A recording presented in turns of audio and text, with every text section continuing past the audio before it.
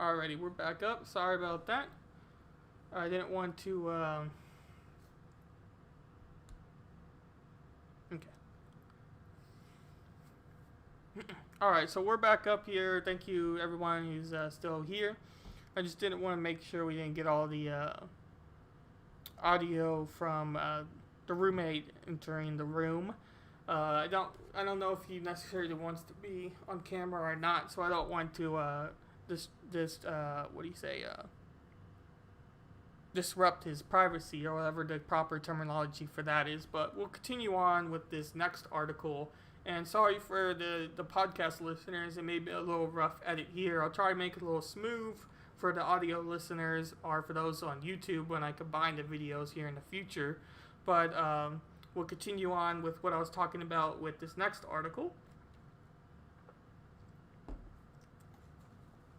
And this talks about my main topic and main idea of this whole virus, and that is essentially the mismanagement of California and what's going on with their forest management. As I was already kind of talking about in the past, forest management is something that is very, very much important to reducing fires and reducing potential harm for something to happen in the future, and something that is greatly needed and greatly important to control everything, to make sure nothing bad happens in the future. As I've already kind of said, I don't want to keep repeating myself, so I'll just get into the article here and talk about what they had to say for the mismanagement of California.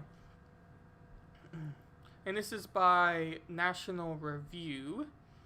At some point in the next 30 years, global temperatures are expected to rise 1.5 Celsius above their pre-industrial levels, according to the Intergovernmental Panel on Climate Change. If we doubled the average fuel efficiency of all cars on the planet, decreased the amount of global automotive travel by 1/2, increased the solar energy usage 100-fold, and increased wind power capacity by 10 times, we would go over half of the way towards averting that temperature increase, assuming that all predictions are accurate and nothing else in the world changes in the interim. A tall task, but as California Governor Gavin Newsom plans to combat the wildfires consuming his state, this is a climate damn emergency. This is real and it's happening, said Newsom during a press conference. We wish the governor luck in reducing annual worldwide carbon emissions by 8 billion tons, necessary to stabilize temperatures while maintaining a vibrant economy in the meantime. How about a plan B? Fire plays a national role in regulating the life cycles of trees and vegetation in the pre-industrial era. More than 4 billion acres burned in California annually. Skies were largely smoky much of the summer and fall in California during the prehistoric period, according to the environmental scientists at the University of California, Berkeley. Fortunately, we have now knowledge that the technology to distinguish the frequent and extent of wildfires, prescribed burns, and proactive carrying of dead vegetation are known to reduce the spread and intensity of fires by diminishing the stock of combustible material, but the federal and state agencies have put a non-mantle emphasis on suppression rather than prevention of fires.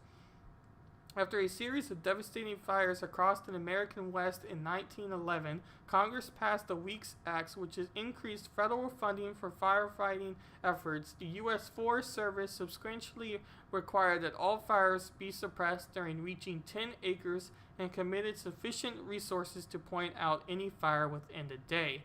In California, the upshot was a reduction in annual burning by 95% and an amendment to increase the in-state vulnerability to fires. Dead trees and overcrowded forests became literal tinderboxes, and to decades of mismanagement, a recent spike in tree mortality primarily due to drought, and you get frequent desolating fires. Again, that's a big thing. It's something I didn't really think about too much when I thought of this whole fires. But if you think about eco-management or how nature is, again, if you ever gone on a hike on a trail, that's not just like on your neighborhood or something, you would notice that these trees, especially here in Texas, we have a lot of pine trees. And I don't know if California necessarily has pine trees, but I'm sure they have something similar if they don't have pine trees. And that is these trees you have, and you have these long branches or pine needles or loose leaves or whatever, and they fall down onto the ground. And if you don't do controlled burns, or if you don't do any sort of major reduction management to the ground and the surface level, one, your trees are going to die, because again, you have this massive buildup. So it's like kind of drowning your plant with water, or putting way too much soil to the point where the plant can't get any of the water because it all soaks before it reaches the roots. And that's kind of what's happening with the trees. It's something that I didn't really know much about till I started to look into why there were controlled fires. Because controlled fires kind of made sense to me in my head whenever I was like 14. But before I was 14, I'm like, why would you want to burn something? That doesn't make much sense. But anyway, it kind of made sense to me that you would want to control the forest to make sure of that. And really, the point what made sense was more the second point, not the point of keeping necessarily trees alive because of buildup, but the point that you don't want this buildup to exist. Because what's happening in California, as this article kind of just talked about, are those that other articles have pointed out and other people have talked about, blah, blah, blah. What's happening in California is that this buildup is happening around trees, and when fires happen, they become wildfires because the buildup of pine needles and loose leaves is so much that it catches it immediately. So those who have been in, Boy Scouts or family camp out or a camp out in general know that when you start a fire, you tend to want to get your tinder, you tend to want to get your kindling, small sticks and loose leaves, and that's how you kind of start a fire. You don't start a fire with a huge log right away, unless if you're cheating and you bring charcoal and flaming oil or whatever you call it. Girl Scout water is what I call it, but you get the point. That's how you start a fire. So therefore, making this tinder and kindling build up and exist around these large trees, and then a match gets lit and everything is dry because of the temperature, either due to climate change or just because the temperature is high, regardless of what you believe, these fires then boom, catch, and now a wildfire exists. So the big point about California is simply that wildlife management, or more importantly, forest management, needs to be improved if they want to reduce these fires. And just because climate change, yes, it exists, yes, Gavin Newsom, yes, climate change, blah, blah, blah, you need to make sure that you're actually protecting your civilians and you're actually taking care of the environment through controlled burns. Because I would argue with Gavin Newsom and anybody that is 100% for the way California has controlled their forest is that through simply not touching, because that's the way nature is supposed to be. You just step back and let nature do its thing. Yes, that's beautiful when it works, and yes, that's beautiful when these fires don't happen. Because what's happened, especially in California, is that in the past the war existed and nature was able to do its thing through lightning strikes or whatever else, and fires would exist but eventually go out, and large parts of forest would be burned. But at the same time, there wasn't that many people on Earth for it to necessarily bother. But now that California and these other states, and really across the entire United States, is so heavily populated, that anytime a wildfire exists, there's people at harm, and especially in a place like California, people are probably going to die if the wildfire gets big enough. So the fact that you're willing to not even touch it and just let nature do its thing, because of climate change, and then you end up killing people indirectly or directly, depending on how you want to take that approach. More indirectly than directly, of course. But it's just a wild idea to me, and it doesn't make much sense. And I'll read this last paragraph here, and you can read the rest again on your free time if you want. But I'll read this last one because it mentions kind of a solution to this. The solution is simple in principle, if not in practice, but a web of interest has held back progress in the Golden State. As a recent ProPublica investigation points out, burn bosses in California can more easily be held liable for their peers in some other states if wind comes up and their burn goes awry, but they face no consequences for allowing overgrowth. Federal legislation requiring environmental reviews for the simplest of forest management projects make it doubly difficult. Meanwhile, homeowners systematically oppose the inconveniences that come with controlled burns in their neighborhoods. Better forest management would go a long way towards making California safer, but given Newsom's response, we won't hold our breath. Instead, we should make room for businesses and households to solve the problem on their own by incentivizing private burning and clearing. And then it has a whole bunch of pictures of the actual fires and these firefighters and houses and all this other crap related to this forest fire. So if you just want to see some actual pictures of firefighters and the wildfire prevention, or really wildfire curing, or whatever you want to call it, now this is a very good article just to simply, if you want to look at the pictures related to firefighters trying to control it. And this is the last article on the wildfire, and something that was rather interesting, and that I'll read the headline and then I'll talk about it a little bit. Smoke from the western wildfires has blown thousands of miles to New York, and this is by Scotty Andrew. And I'll play the video for those who are watching now with no audio, just for those who are viewing it. But essentially, you see this gray, well, orange gray sky that's covered across, and is super thick to the point where you can't even really see tops of towers, or the famous bridge when you think of New York. You can see it, but it's covered in like a thick fog, I guess is the best way to think about it. And this is all the way in New York, which is basically the exact opposite of California, for those who are viewing a map and maybe bad at geology. Is it geology? Or not geology, that's rocks. You get what I'm saying. But this one guy was mentioning that it looks like the apocalypse, because it kind of looks like a video game, or like a really neat art painting of the orangey kind of grayish, fantasy type of sky that you would think of. And so that's something was kind of funny. But real quick, a personal example was, I was working in Colorado at a Boy Scout camp, San Isabel to be exact. This was, I think, 2 summers ago, a couple summers ago, anyway. And they had local wildfires in Colorado. And at one point, they were preparing an evacuation plan for the camp. Now, obviously, we didn't end up evacuating, but the fires were getting closer and closer to the point that a plan was starting to get made. Now, obviously, they already had an evacuation plan ready to go, because part of the camp and part of safety that you have to have for scouting to exist, and for camps to exist, you already have the plan. That's part of the Boy Scout motto, is be prepared, all that.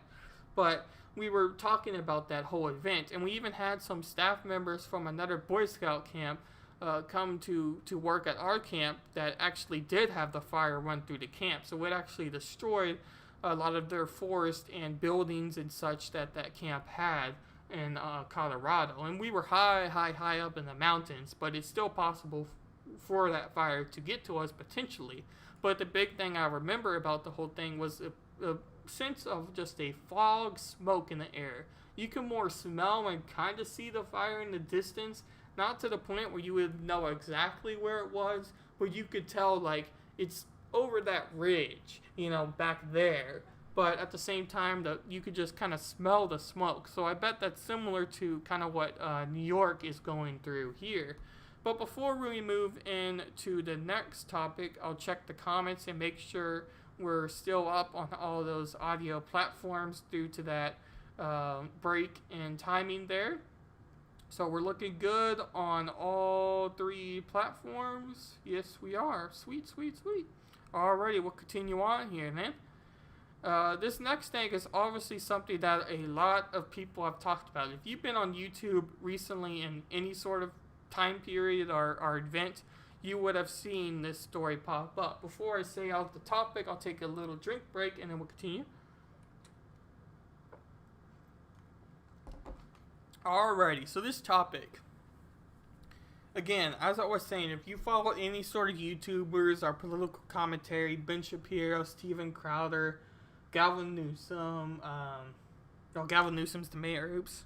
who was I think Galvin McGinnis, or anyone else like that, you would have heard about the Cuties, this documentary that Netflix picked up. And this is by Variety, and the article reads, Cuties backlash led Netflix US cancellations to spike nearly 8-fold, analytics firm says. So before we dive deep into the article, I'll give a very brief recap of this whole Cuties event or Cuties story. Excuse me. So Cuties is a French documentary about a young dance team. And when I say young, I think they were like 9 or 8, I believe, but really young girls in a dance team. And it was kind of the purpose of the documentary was to show how the sexualization of younger kids was happening at such a young age through dance teams or cheer teams. But real quick, before I dive deep into the topic, if you're interested in hearing more about Cuties, you can listen to the generational gap, because they had a whole about like 30-minute, 25-minute, a whole long segment on Cuties and with Robert and Ed on the generational gap show. And they really brought up some points that, one, I didn't really think about, and other points that I was thinking about, but they also reinforced that, what I kind of already was thinking about the whole event. But I'm approaching it from a slightly different perspective. When you heard Cuties, you're probably going to think I'm going to want to go 100% against it right away. And I am very much against the way it was presented by Netflix. But the big importance is to understand why the whole film was made. Now, this was a French film, and the French documentary maker, and I'm not even going to try to say his name, sorry, Miss Rosemarie, but I'm not going to try saying his name because I don't want to butcher myself on this live stream here in this podcast. But his whole purpose was trying to show how the sexualization of young children happens at already such a young age. And this was a point I didn't think about, and this is why I mentioned the generational gap show. Robert brought up a very, very good point about the age consent with certain things. So a lot of times in movies, and he brought up actresses' names and show examples that I don't remember, but essentially you could have a actress who is 21 or 22, 23, 19, whatever, who's playing a teenager, 13, 12, 14 maybe, a teenager, and they have a consensual scene of sex or a consensual scene of an orgy or a consensual scene of something very provocative, but they're playing a character that's young. So essentially, a lot of people don't like seeing, sex or anything that provocative in television shows with young children being the target, or younger people being the target, teenager even. A lot of people are uncomfortable with teenagers engaging in sex on movies or whatever else, even though now it's gotten less and less and more people are accepting of that concept. But a lot of times when you show somebody of that young age do it, it's a lot of people get aggravated and don't like it. It's something that's rather interesting. But that actress is herself of age. So Robert was, and I don't want to put words in his mouth or put words in Ed's mouth, but essentially he was arguing that since the actress was of age, she was able to make that decision of playing that role herself, so he didn't necessarily see the portrayal of it necessarily being 100% bad thing from that perspective, but maybe from a moral perspective he didn't like it as much. But when you have the documentary maker actually use young kids who aren't of consent and aren't adults by European standards or by American standards by that matter, it's something that crosses that ground a little bit more. So by actually having 9-year-old, 12-year-olds play these characters as themselves, because again it's a documentary, and show these provocative acts is something that is very, very different compared to an actress of age playing those parts. So Robert was kind of okay, and again, I don't want to necessarily put words, so if Robert's watching this now or anything, I don't want to put words in his own mouth, but essentially what I got from it was he was saying that he was okay necessarily with it if the person was of consent or of age to play the role, because he does think it's an important topic to show, because anybody who's gone to a dance practice, even at the age of young kids like 8 or 9, have seen maybe some of these dances or routines, even in a typical cheer school with middle school or junior high and especially high school. A lot of the cheer positions with pom-poms and such are sexualized, or at least people view it as being kind of a sexual type of thing.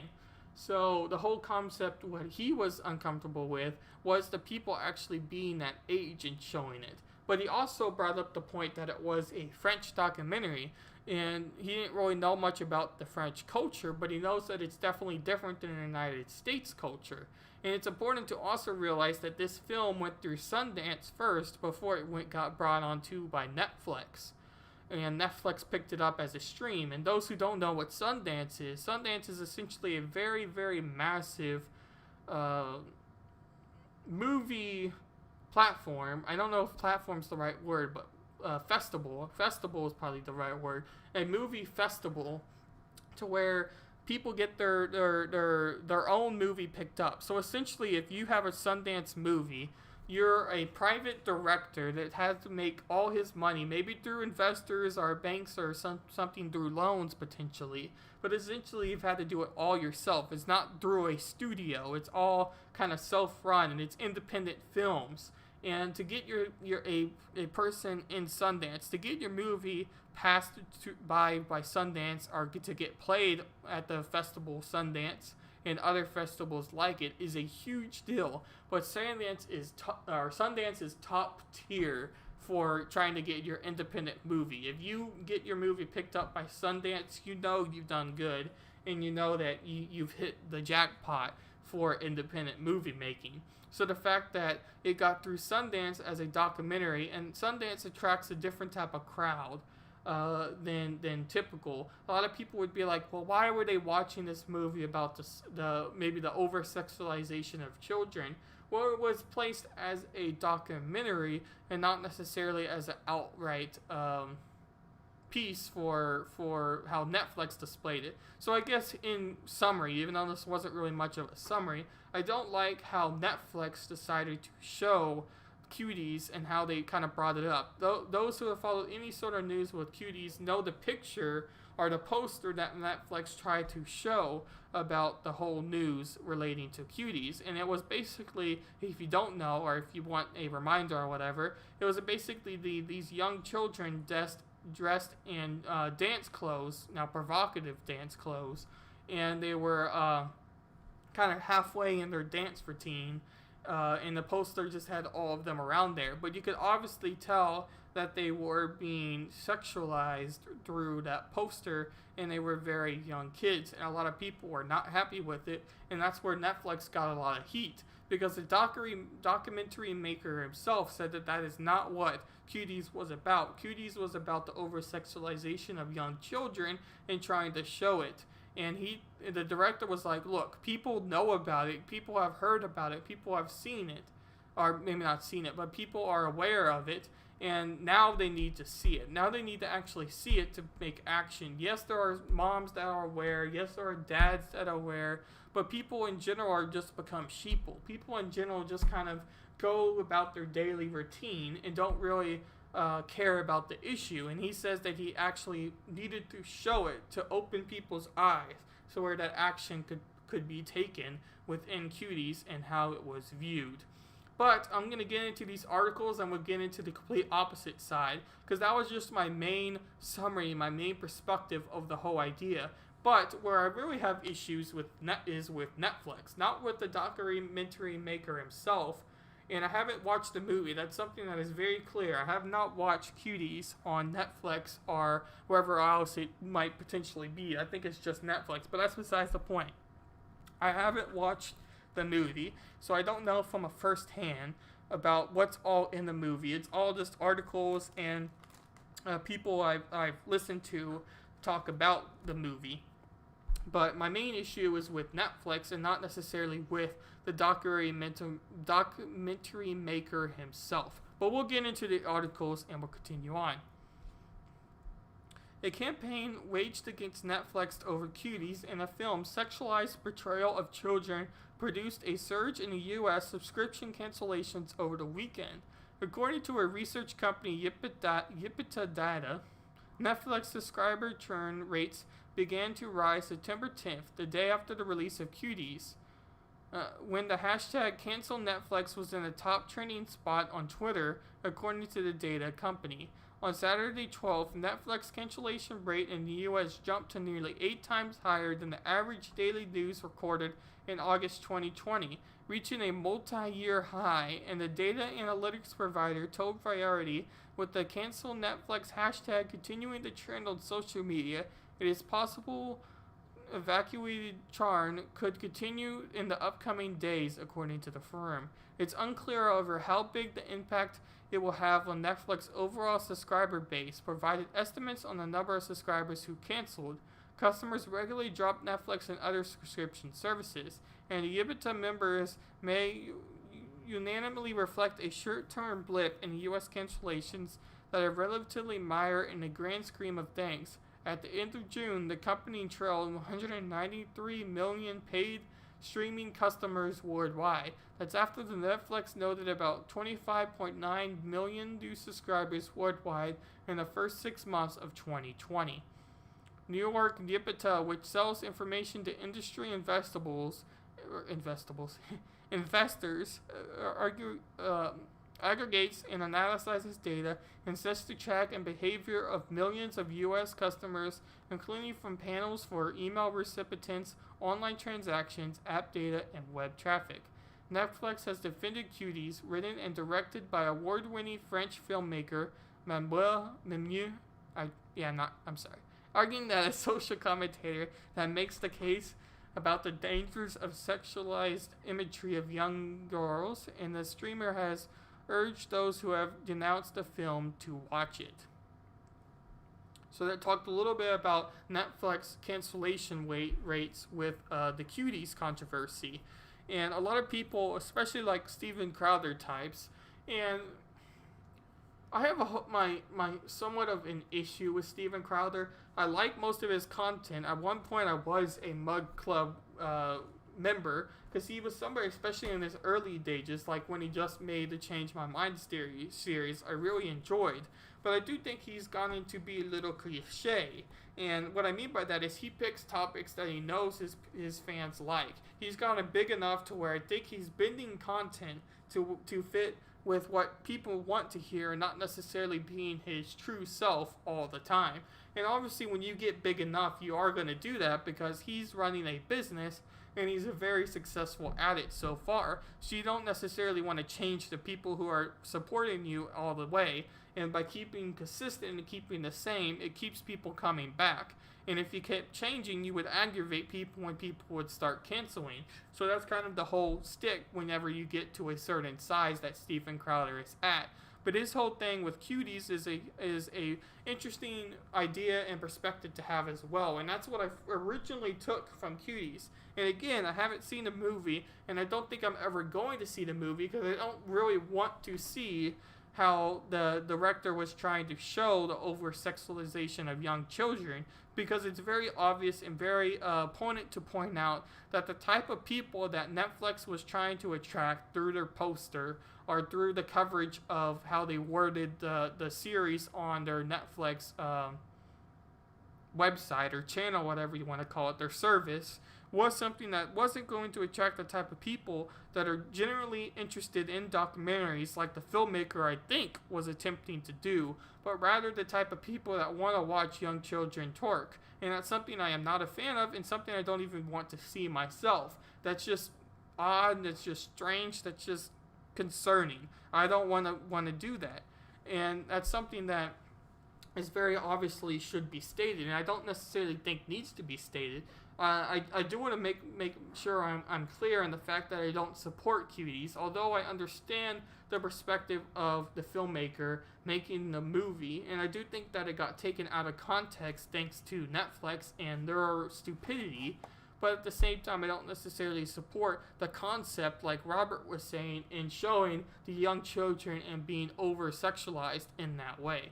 But I'll read this next article by Fox News and Brian Flood, and it states, Axis walks back report tying conservative Cuties outrage to the QAnon movement. Axis walked back a report that tied outrage to the controversial Netflix film Cuties to the QAnon movement on Monday.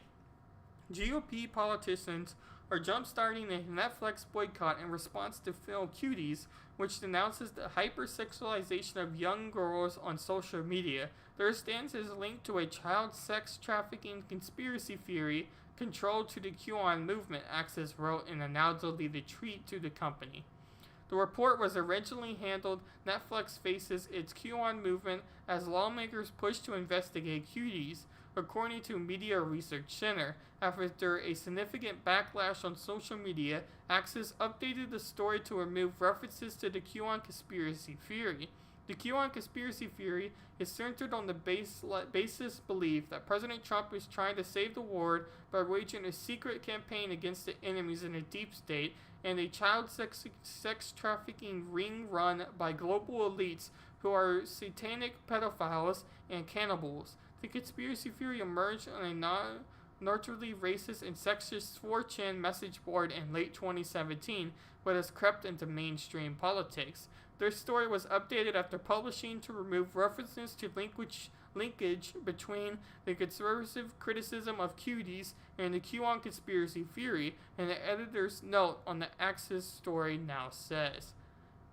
And then it goes on to talk a little bit more about people's thoughts on that whole. But I thought I would kind of include that just to say that there's a lot of different perspectives for Cuties and what's all happened, from the outrage to people to whatever else.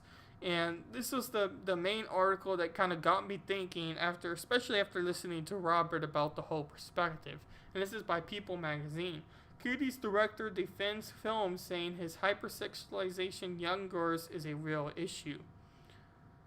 Director of the controversial film new Netflix movie Cuties is defending her film after it was slammed by critics who believed it was hypersexualizing children. During Toronto Film Fest panel on the French filmmakers Monday, the director argued that her indie film was instead trying to raise awareness about how young girls are treated, calling it a real issue, according to the Hollywood Reporter.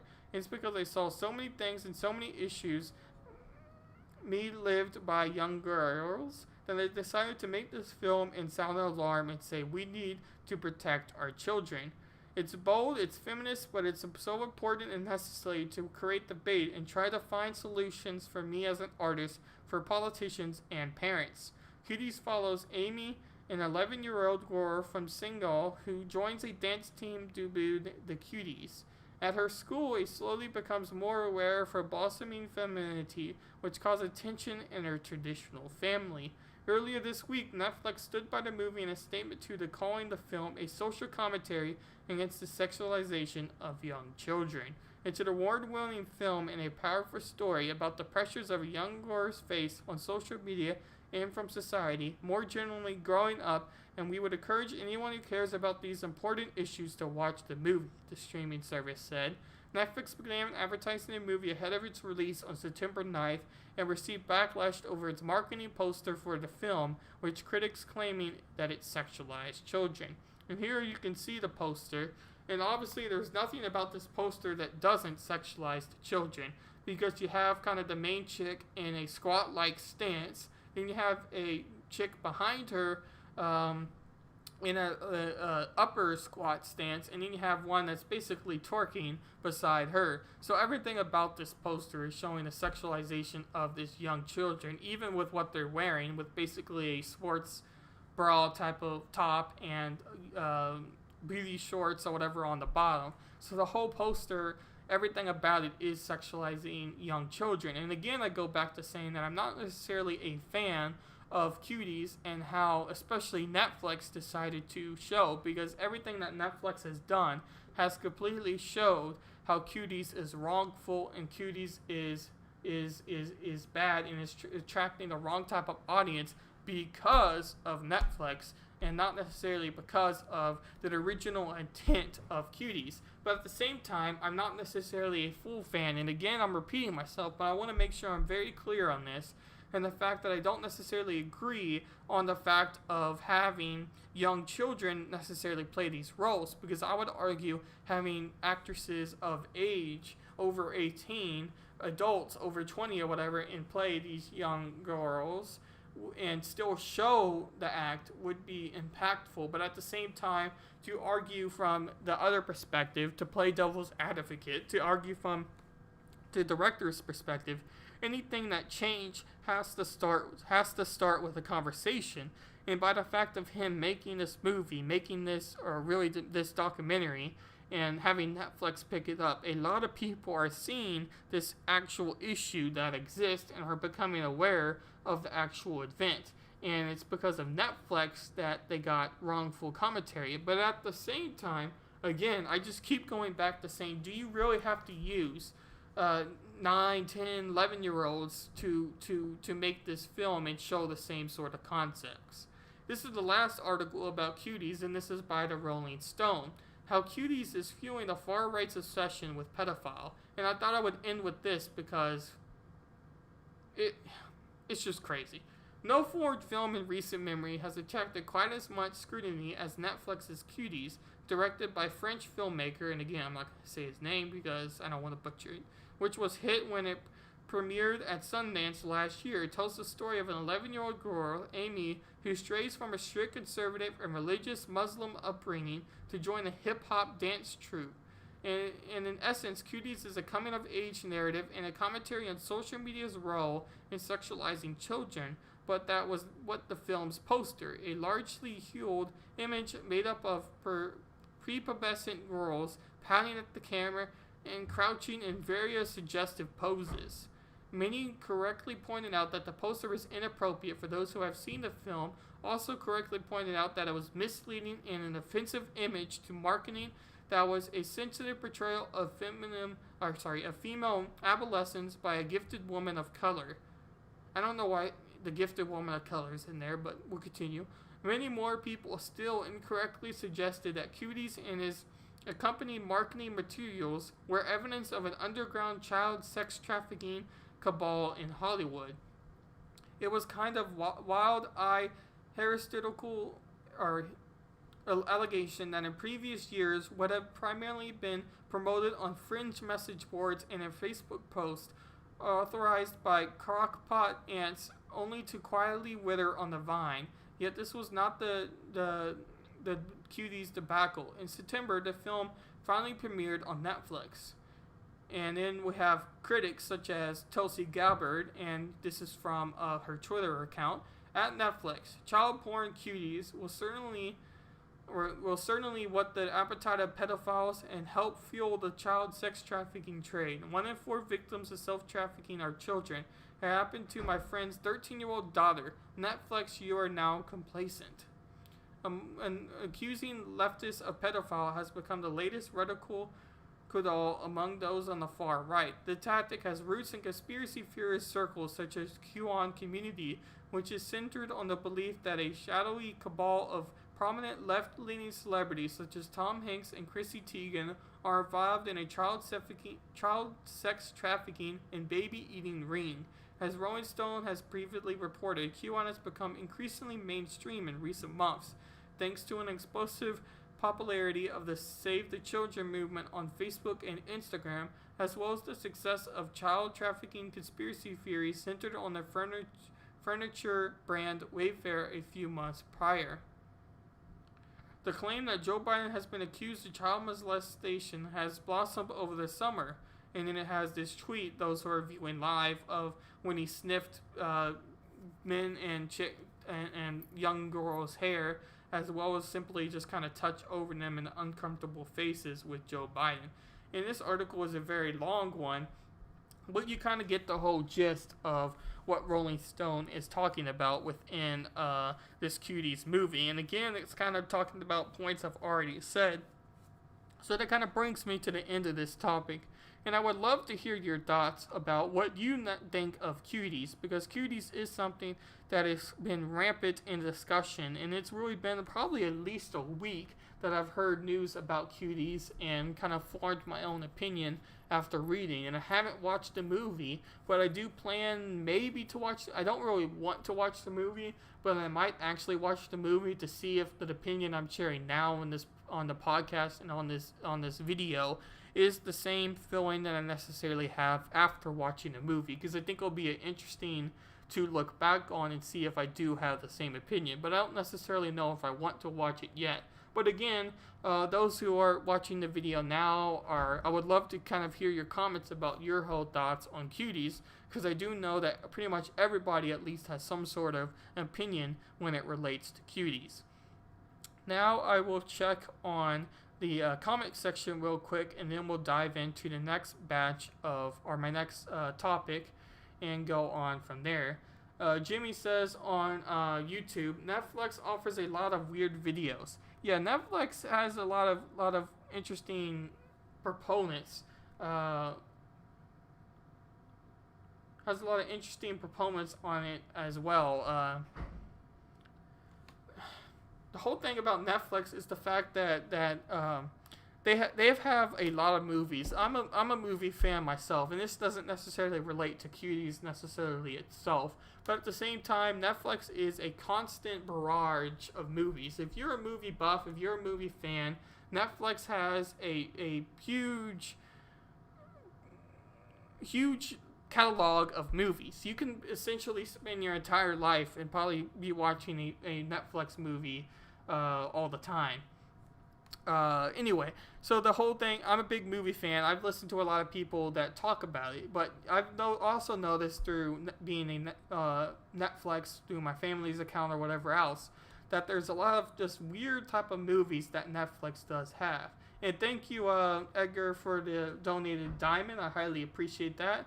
And on D-Life, he states, you are getting a lot more comfortable with talking on live stream. I can tell. And yeah, this is a lot better. Last week was a little different because I switched venues and I was doing it in my dorm.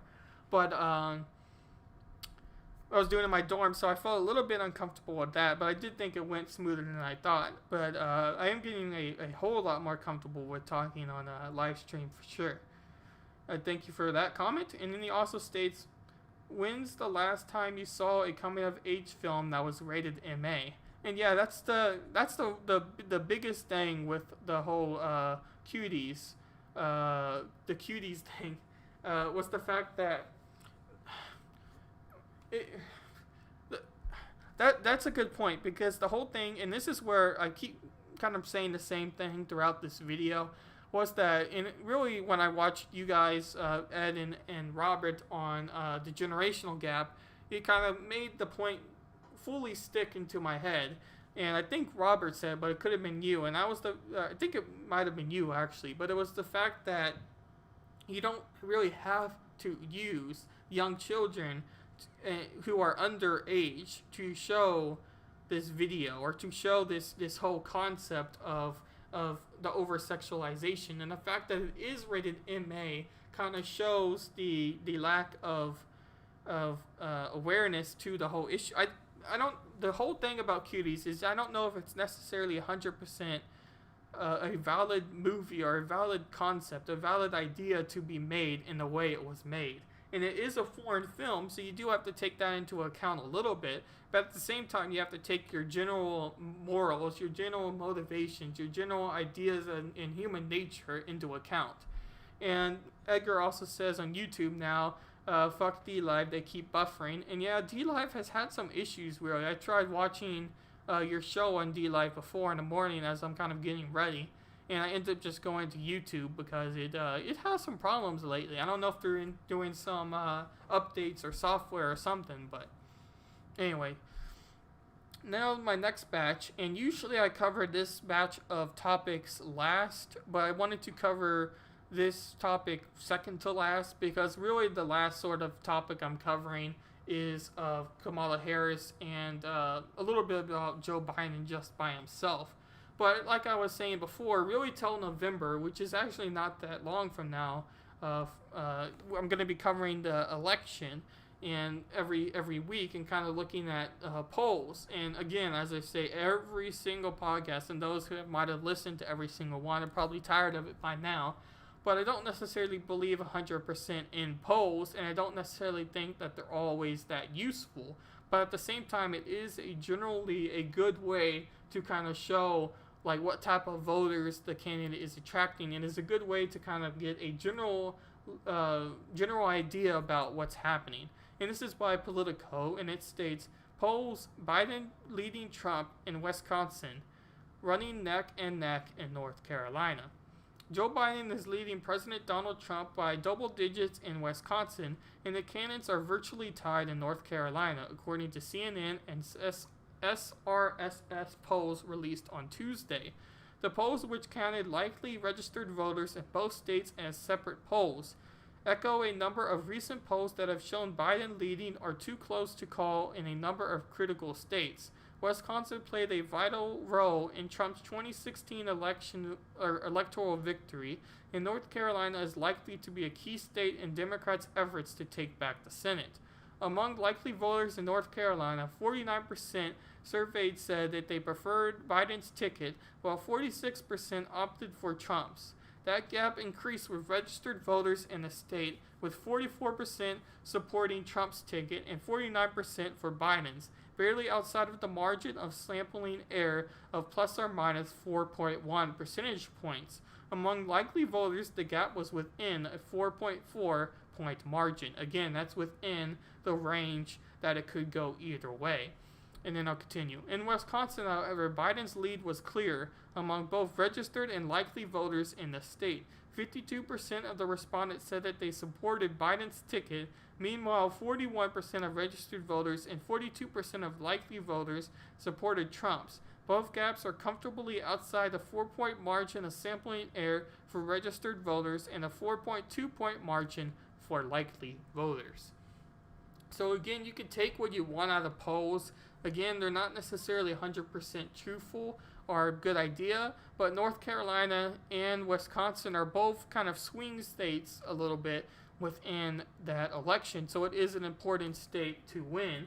And I'll continue on to this next article that also talks about North Carolina, but Biden still winning in Wisconsin, and this is from CNN and Jennifer Augusta. We're going to read similar sort of numbers, but I thought it's interesting to at least get two perspectives of what's going on. The results suggest North Carolina voters see some strengthening in each candidate. Likely voters, through their divide over which candidate would likely handle the top issues on the campaign, with Trump holding on an advantage on handling the economy, 52% to 45% among likely voters, and Biden ahead on handling the coronavirus pandemic, 52% to 46%. By the way, that just makes no sense to me. I don't know how Biden's pandemic response has been anything. All he's really said is, you have to wear a mask. You have to wear a mask, guys. You have to wear a mask. And then next thing you know, he has his mask down on his chin, and he's talking on the mic. I remember, I think it was the last town hall in Kenosha, I believe, actually, where he was saying, we have to follow social distancing guidelines. And the next thing you know, he's walking next to people and like pointing at people and talking to people, clearly not 6 feet apart or wearing the mask at this town hall. So he's clearly not following CDC guidelines that he's talked about against Trump. So that just makes absolutely no sense how people could say that he's better with the coronavirus pandemic when he's done absolutely nothing about it. But at the same time, I guess it's just generally people not agreeing with what Trump has been doing, which you could argue is a little bit different. Anyway, I won't get bogged down on that, but I just thought that was rather funny when I read it the first time and read it now. Anyway, And racial inequality in the U.S., 53% to 41%. They see Biden as more of an apt to unite the country, 54% to 40%, and are more likely to say Trump has the stamina and sharpness to be president, 50 to 44%. And we're going to get into this stamina and sharpness here in a little bit, so I'm not going to spend too much time on that because it's upcoming here in a little bit. So I'll just continue on. They split evenly, 47 to 47%, over who has a clear plan to solve the country problems and who would keep Americans safe from harm. 49% Trump to 48% Biden. And now we're moving to Wisconsin. In Wisconsin, on the other hand, Biden has the edge over Trump on all but two of those tested matchups. And on those where Biden does not have an edge, neither does Trump. Biden is widely viewed as more apt to unite the country, 53% to 36%. I'm going to talk about that a little bit. To unite the country is something that's rather different, because I do think that the majority of Biden's voters are simply people that want to have a return on normalcy. Now, when I say are the most amount of voters, really it depends about how much of the orange man bad people there are. The people that are think that Trump is bad in every way are obviously going to vote for Biden just for the fact that they don't like Trump. Now, the only thing is how many of those people actually exist.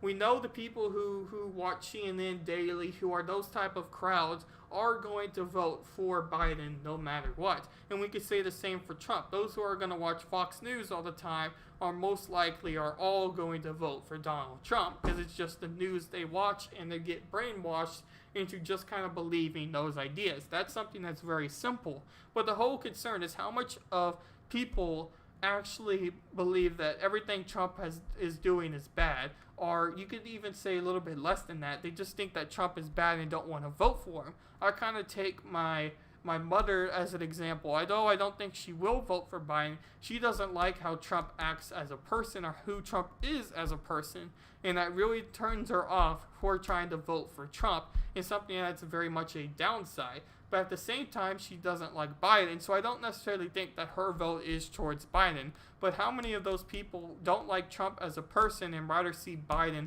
as a return to normalcy? Because I do think that the return to normalcy is a bigger factor than just people that hate Trump in every way and are going to vote for Joe Biden just for the fact because they don't like Trump. But I do think that those two type of ideas, those two type of voters, are the biggest people that are going to be voting towards Joe Biden. And I think that that's maybe his biggest strong suit, because what mass media has done the most for Joe Biden is the fact that they have been his whistle, they've been his mic. They have completely gone against Trump in everything in every way.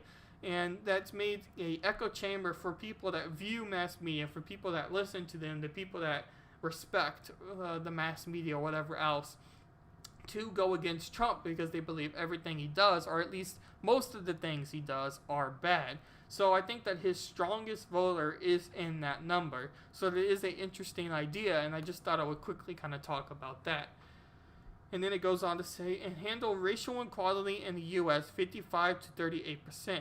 And that's obviously kind of just, the racial inequality thing is kind of interesting, because Trump takes the type of approach generally that he doesn't really care about racial inequality. Yes, he wants to pass laws that,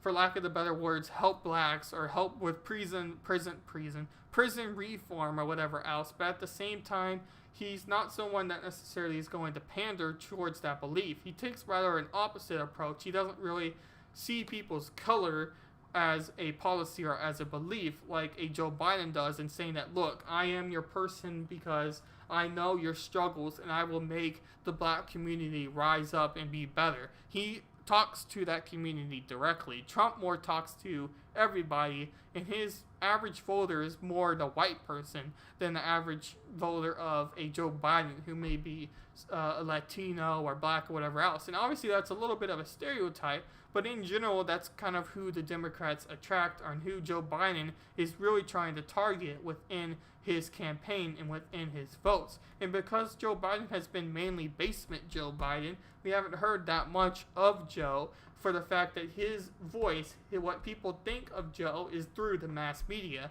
and that's kind of where he's getting all his numbers from.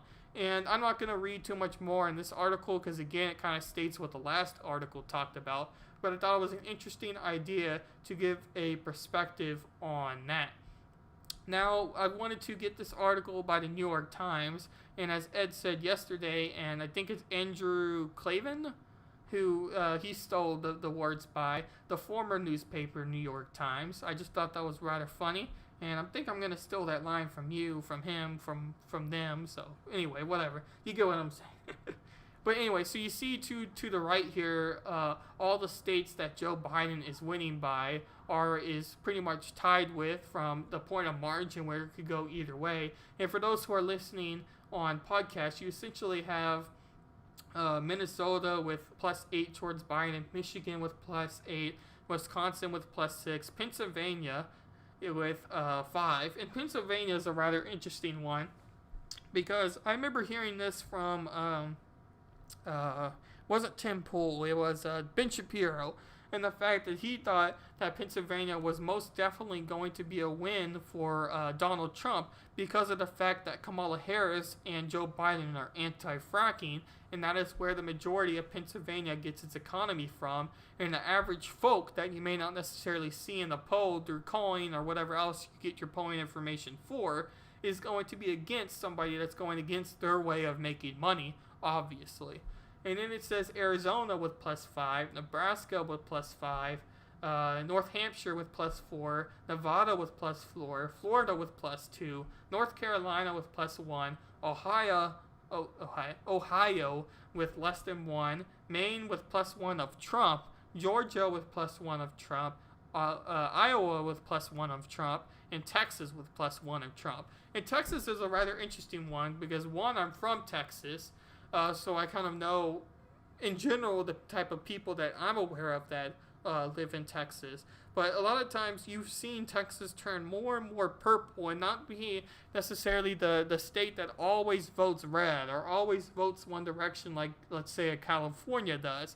Because when I usually think of voting, when I was like in middle school, I thought Texas was conservative, was Republican, and California was Democrat, and that was just the way it was, and there was no changing that. But a lot of people through articles and such have moved into Texas, so Texas is turning a little more purple, especially with the Beto versus Cruz election. At one point, a lot of people were thinking that Beto was going to win that race. But at the same time, it was rather interesting to see, well, Ted Cruz won. So is the state really as purple as a lot of people were thinking? But if you do believe those numbers with Texas, or with that polling numbers of Texas is a toss-up. So that is rather interesting. And that's kind of the end with the polling articles that I wanted to talk about. But the next topic is very much about Joe Biden himself. But before we get into that, I am going to look at the comment section here. And Layman Talks says, Joe Biden is a racist and has a racist history. And then under that he says, unless we do something about this, my children are going to grow up in a jungle. This jungle being a radical jungle, Joe Biden. And he has that in quotations. And thank you for your comment there, Layman Talks. I would highly appreciate it if you like what you hear to hit that like button and subscribe. You know I had to do it. All YouTubers have to do it. So again, thank you for your comment. And it still seems so weird to say that. But anyway, and Joe Biden obviously is a rather interesting type of idea or type of candidate. Because for one, Joe Biden is very much a guy that says he's for the black community or for minorities, and basically is somebody that, in general, when you think of the Joe Biden type of person, is somebody that wants to support the candidate, that wants to support that community, and somebody that's for that community. But like as Ron Helton always said, or a Tim Pool, or anybody who's like that on YouTube, you can look at his past and especially his past relating to black lives, or not necessarily black lives, but his past with prison and drugs. That's it, the drugs. His drug rules, or his drug laws, greatly impacted the black community to the point that it's put more blacks in jail because of what he's done in his legislation back. I think this was even before Obama, but maybe even during the Obama presidency. I don't know my exact timeline there of when basically the drug wars have started from was because of Joe Biden. But that's something that is rather interesting because it goes directly against what a lot of people see Joe Biden as being. But we'll continue on to this next topic here. Whoops, wrong thing. Sorry about that. Continue on to this next topic. Alrighty, and this is a YouTube clip from the Donald Trump channel.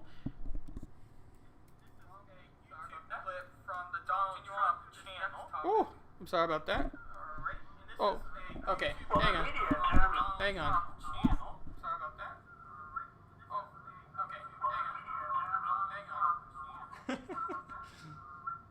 Oh my god.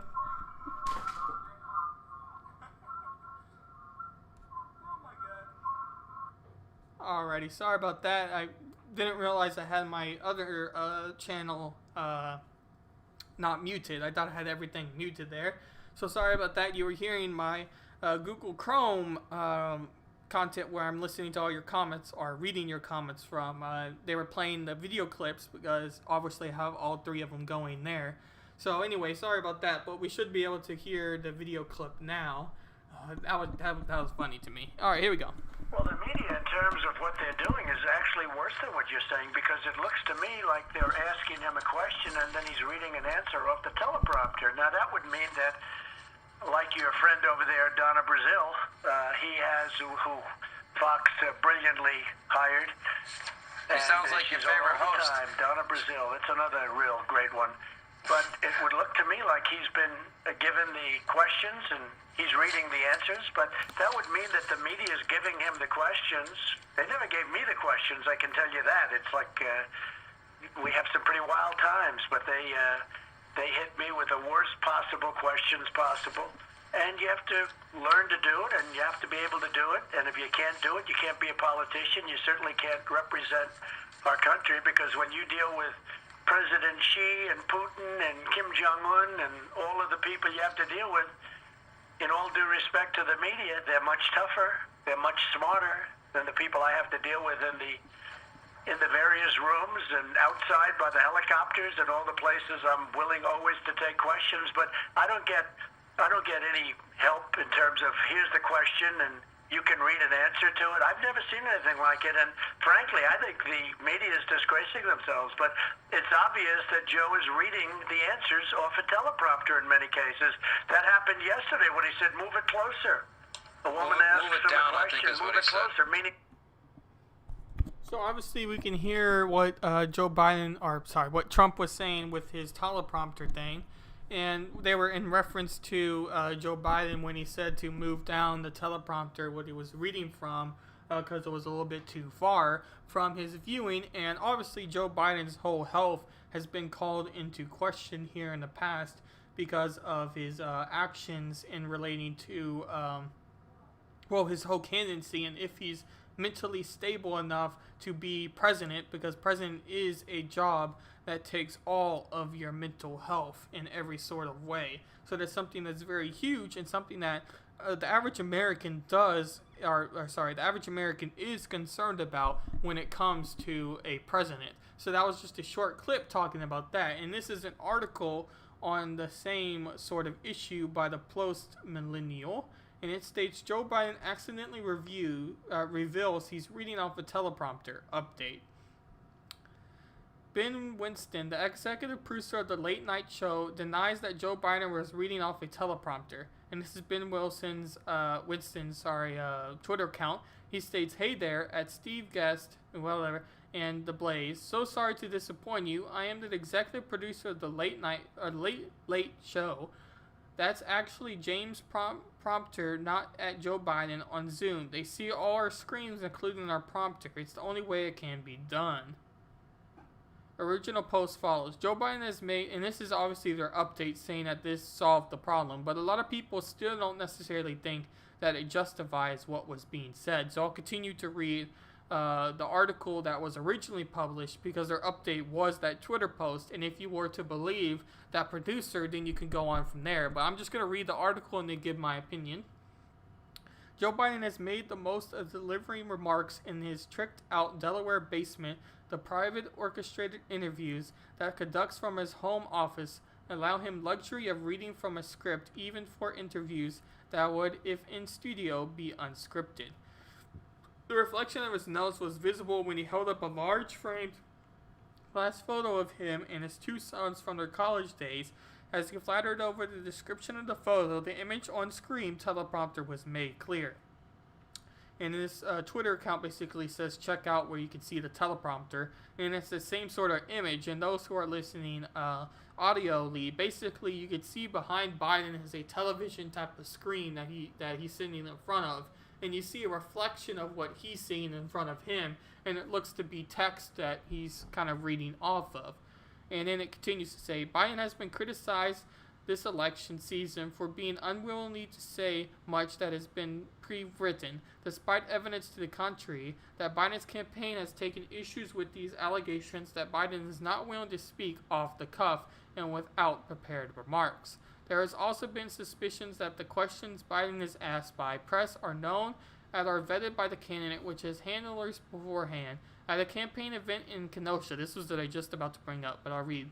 Biden took a question from a BLM activist, Portia Bennett, where she said, first off, she was told to go off this paper, but I can't.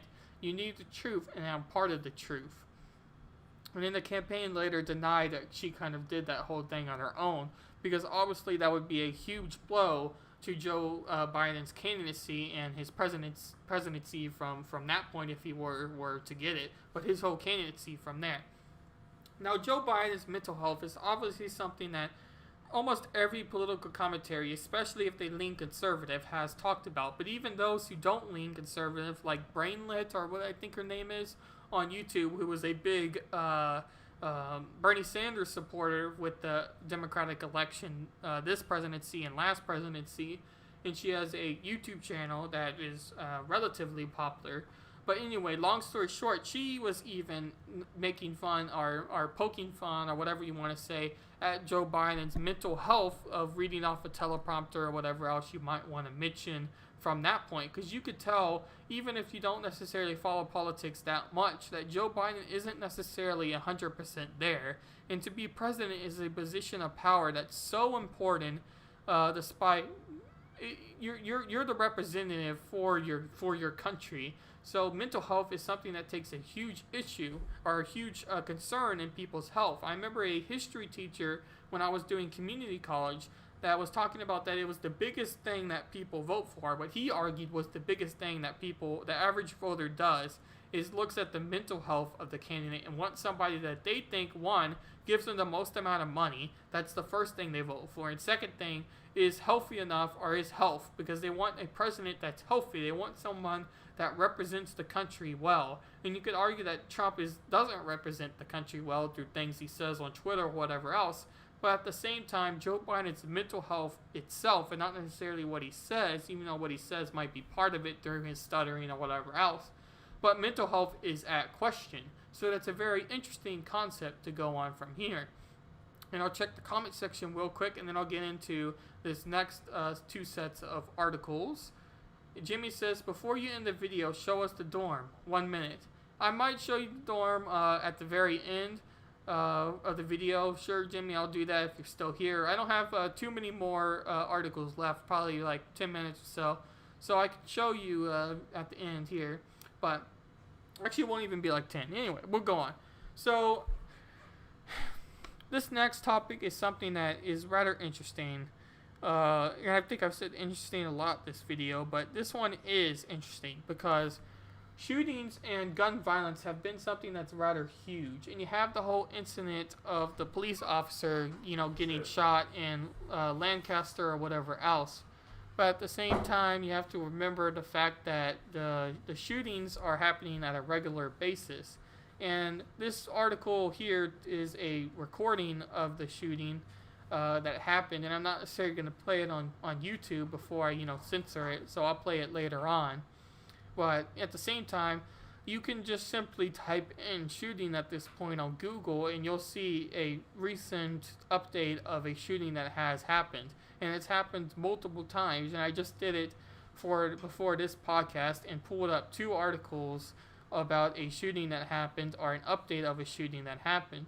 And of course, you had that shooting of the police officer not too long ago that sparked some criticism about potentially these protests or whatever else making people a little more brazen. But at the same time, you could argue against that too.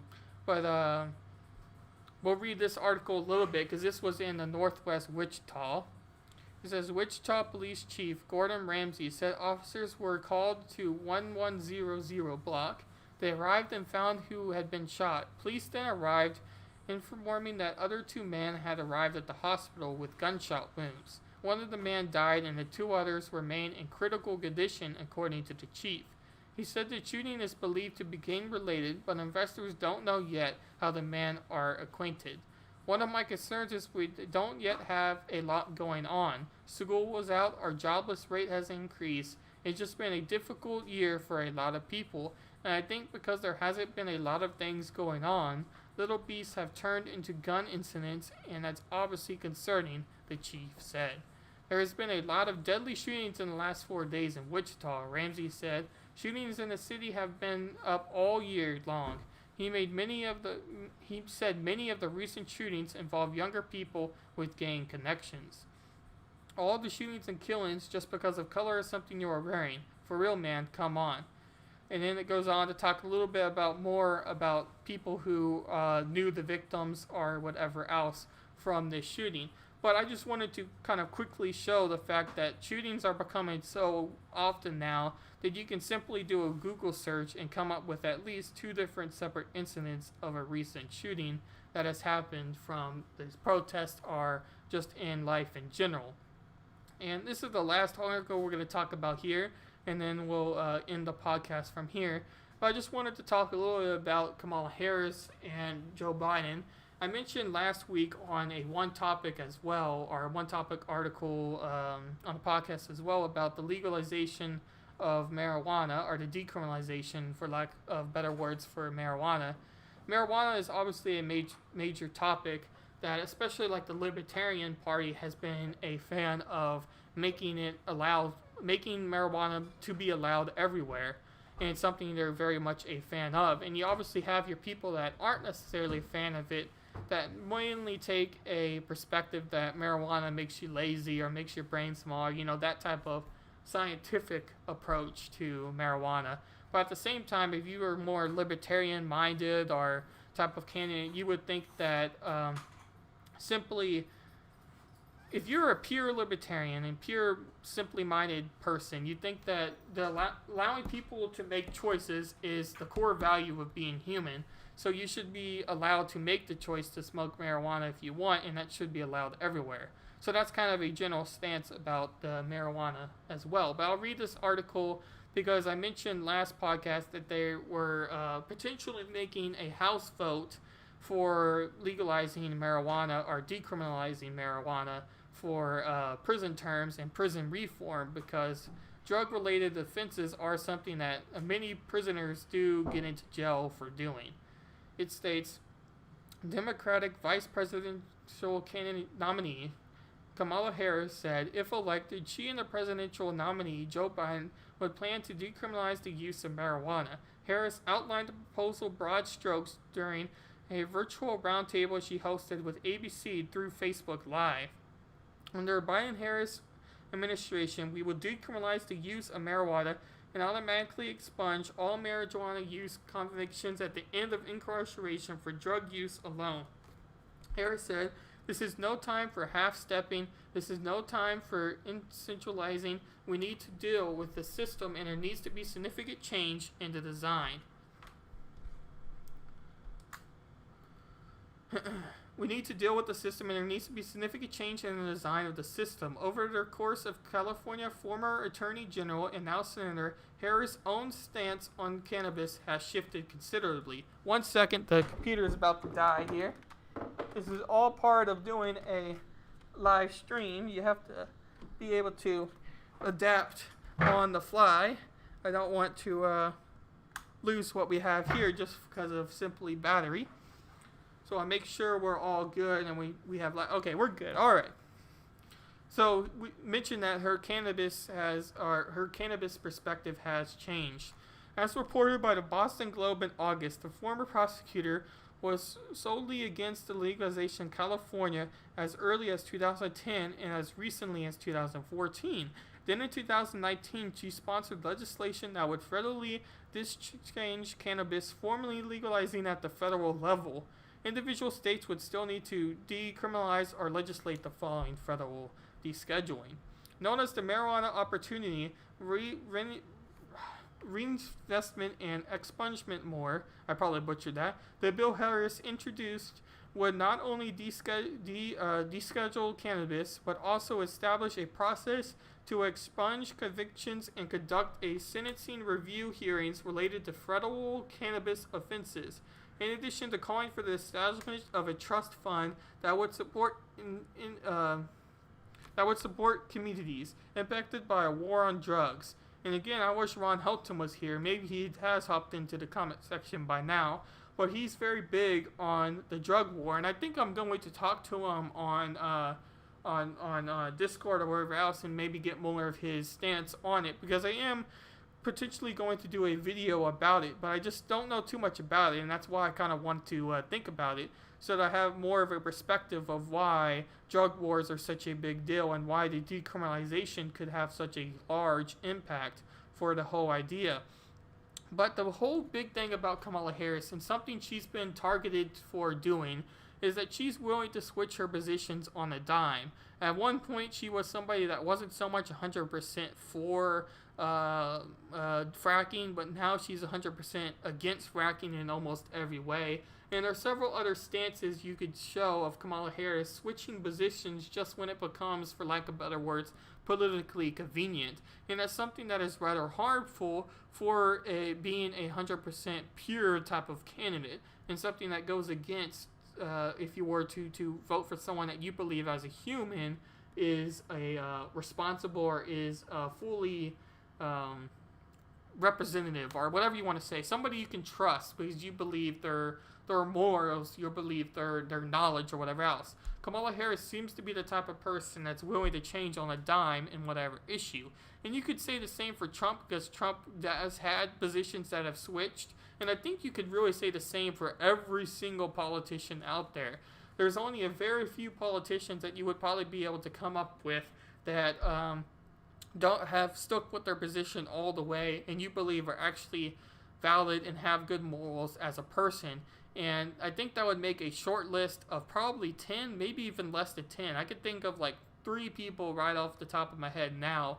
And with those 3 people, I think there would even be some debate on if you actually think that they are 100% truthful in what they say and what they believe and what they vote for and all of that. So by the bare act of being a politician, you go against a lot of things in what you say. And yes, as a human, yes, as a politician, you are able to change positions if you get new evidence, if you get new ideas, if you get, maybe your constituents try to change what they think, then you should be able to change as a congressman or as a representative of your place. But at the same time, drastically changing just when it comes convenient, such as like LGBT rights, when people would switch and say that they support it when they used to be against it just because it was popular, is something that comes across as being just ingenuine and something I'm not necessarily a huge fan of. So I think that is a big, huge X mark over Kamala Harris for me when it comes to her being the vice president candidate.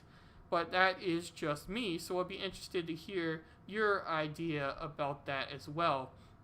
And before I end the video, I'm going to quickly show my dorm room a little bit because Jimmy wants to see, and I'll make sure he gets to be able to see.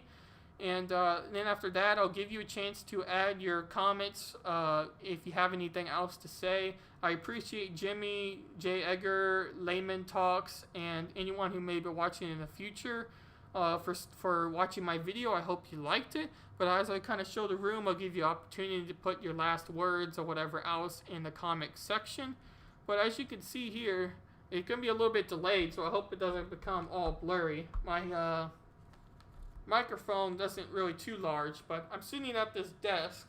It's not the most organized level desk, but you kind of see how I have everything laid out at the desk. I have a fridge behind me, which you probably were able to see the fridge. But then up on the top, I kind of have my television here, and that's rather important. I got my Xbox down below. My computer is sitting in front of the Xbox.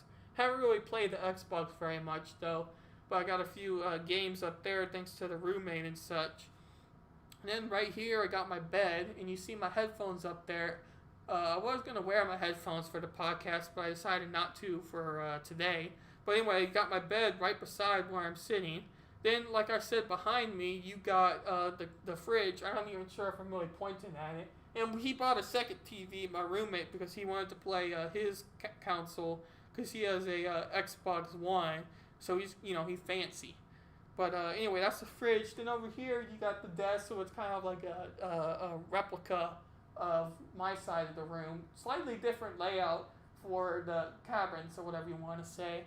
And then you just got your door, so this is all like the variety of the room. You can kind of see how big it is from this, broad landscape of it. But really, we're not that big of rooms. You got your closet too, so we actually got a surprisingly amount of storage in the room. I was a little bit surprised about that for storage space. That was something that was rather interesting for that.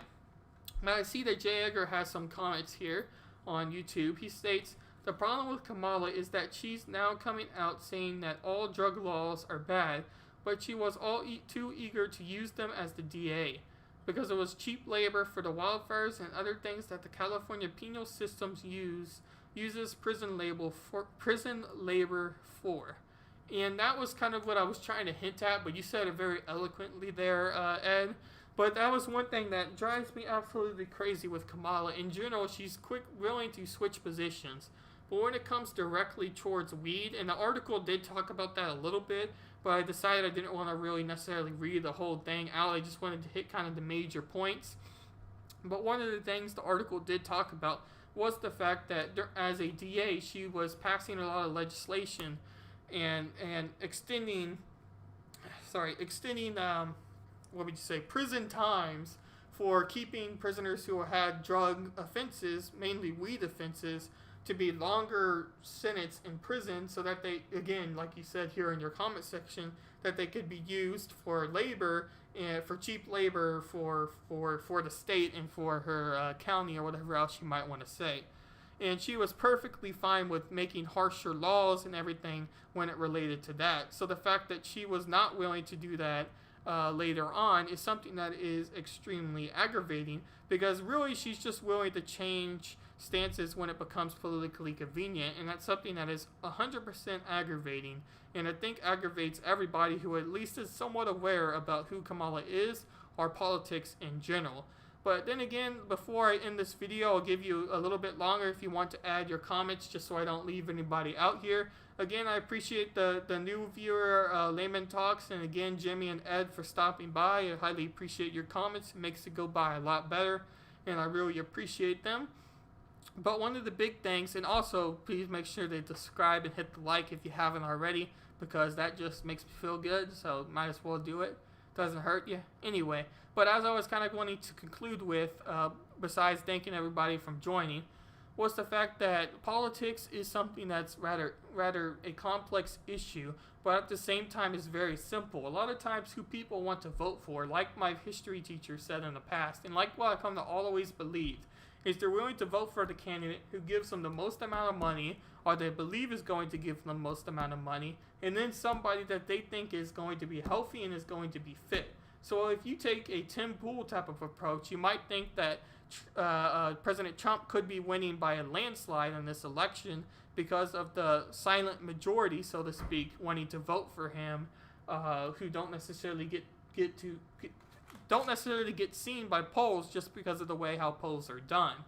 But at the same time, you could argue that the return to normalcy is going to be so high for people in this upcoming election that Joe Biden could win, just for the fact that people can't stand hearing another 4 years of mass media and Trump. So again, thank you for stopping by the Breakdown with Berckenhoff. I hope you liked what you hear, and please keep on hoping that they get those wildfires stopped and in California. Yes, it's kind of funny in a little bit to kind of see a place that generally I don't agree with in a lot of ways, but at the same time, it's a rather harsh thing and a harsh idea, so I don't want to see it going on too much longer. I don't even know why I really wanted to say that last part, but anyway, anyway, thank you everybody for stopping